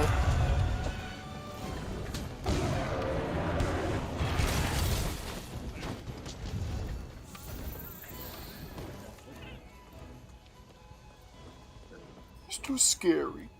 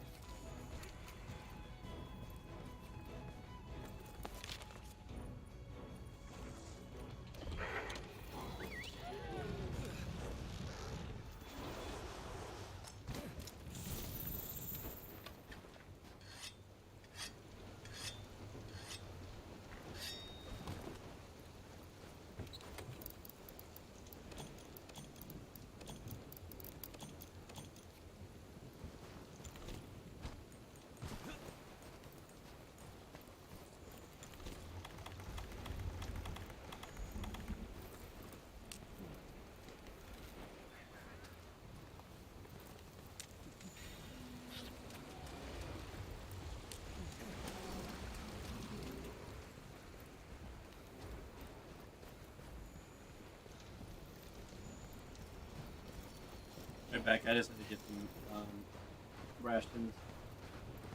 The max standing was pretty low.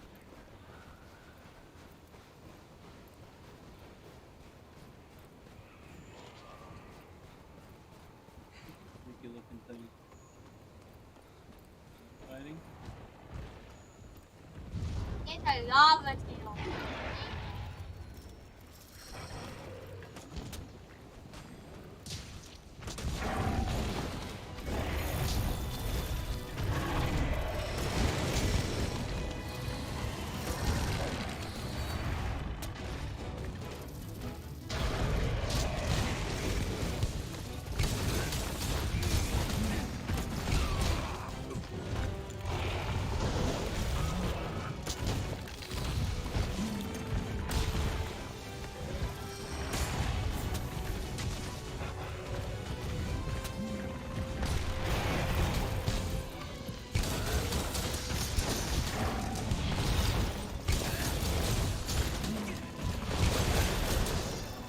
Nice.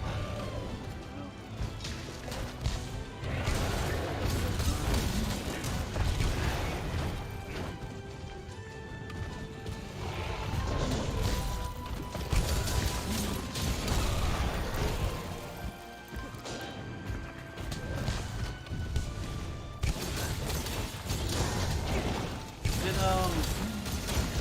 air lizard ever lose its tail? Yeah. It'll just grow back. It'll grow it back, but it won't be like the same. They can only really pop it off once.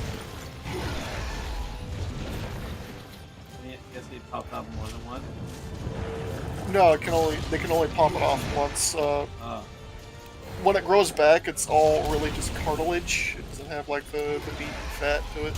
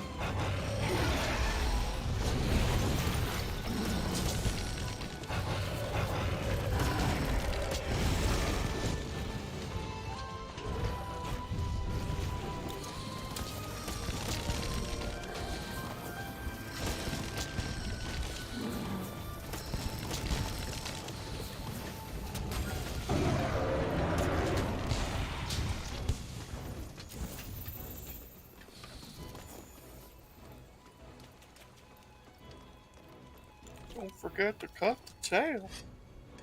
I got it. It's fine.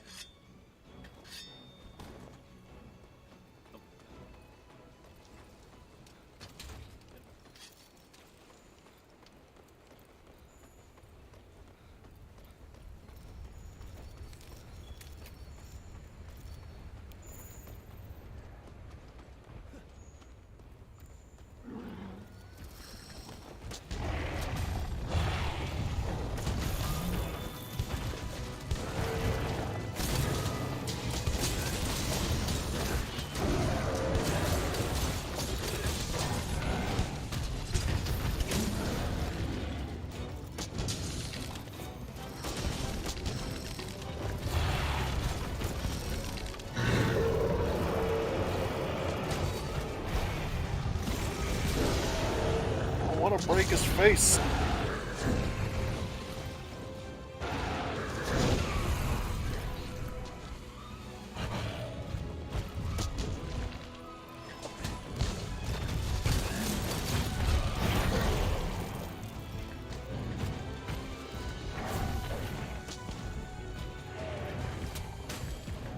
Oh, he's limpy.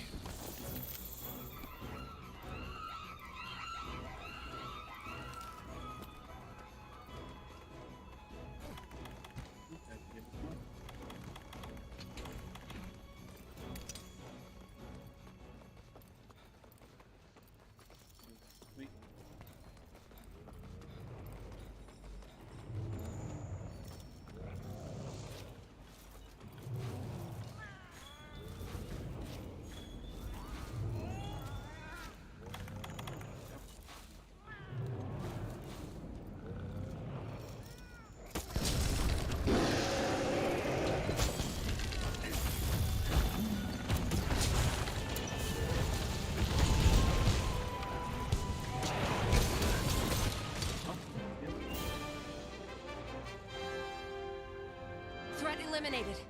Let's find those two and complete our Guess, mission. one tell science they're going to sleep. Yeah.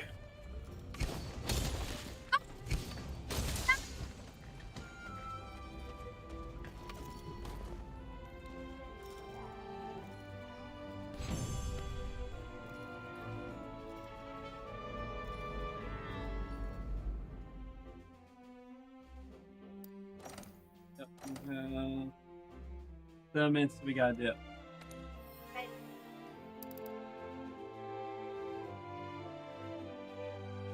mean, it looks more robot than monster.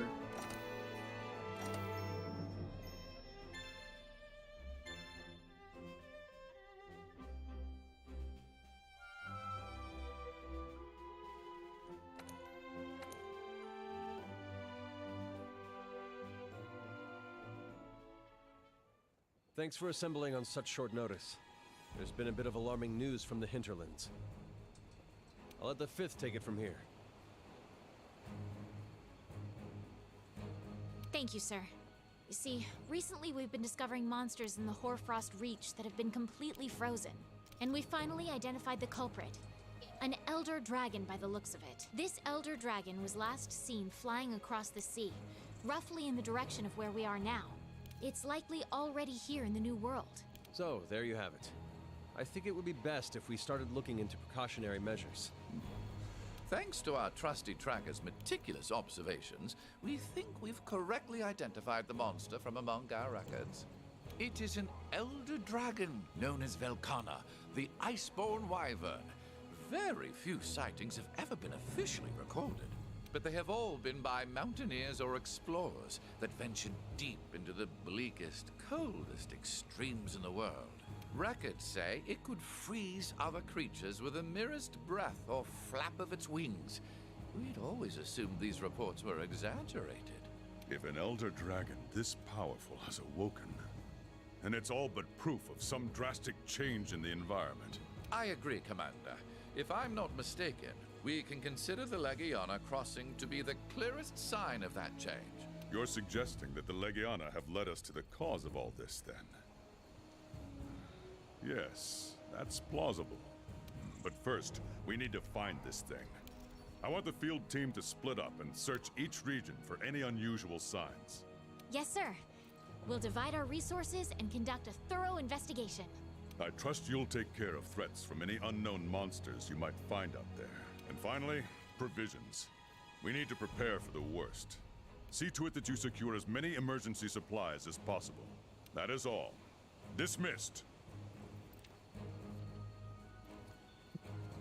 If Velkana's in the New World, that's big news, but not the good kind. We're in charge of finding any changes in the ancient forest. Let's go on an expedition and have a look around.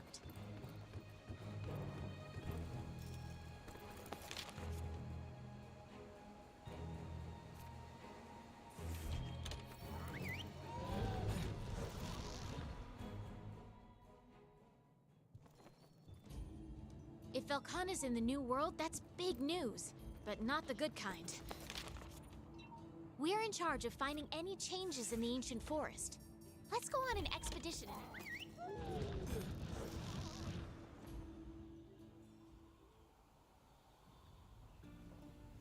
If Velkana's in the New World, that's big news, but not the good kind. We're in charge of finding any changes in the ancient forest. Let's go on an expedition and have a look around.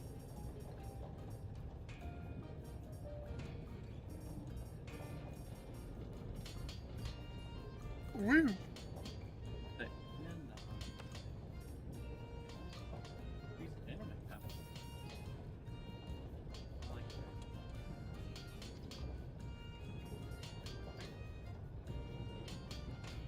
Fire type.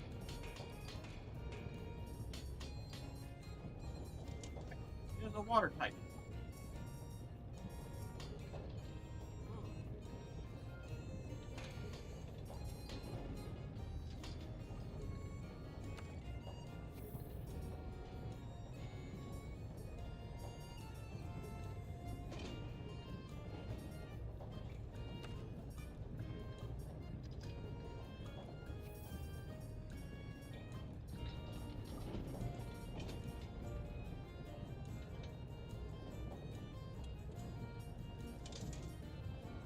Meow.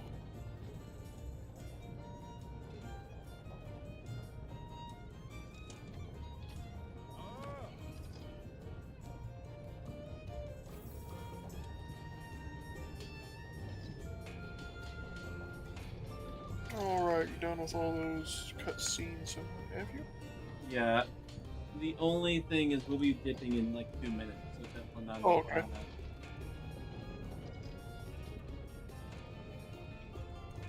We're leaving. We're leaving in.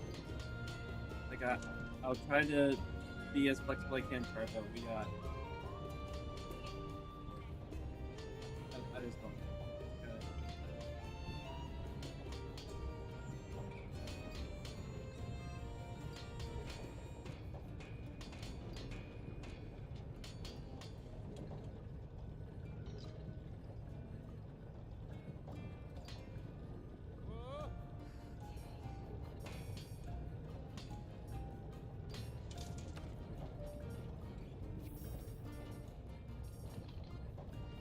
How was your Sunday, though?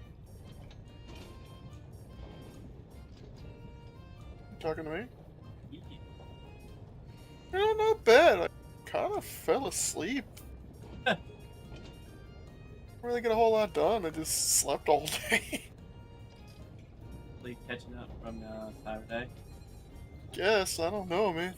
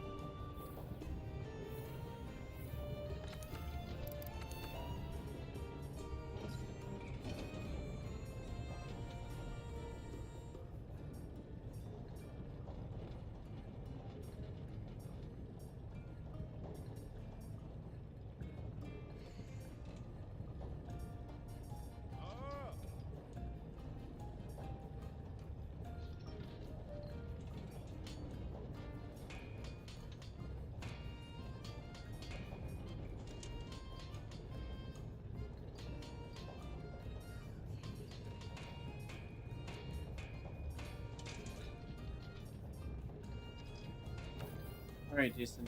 Love you, man. Have a good one, bro.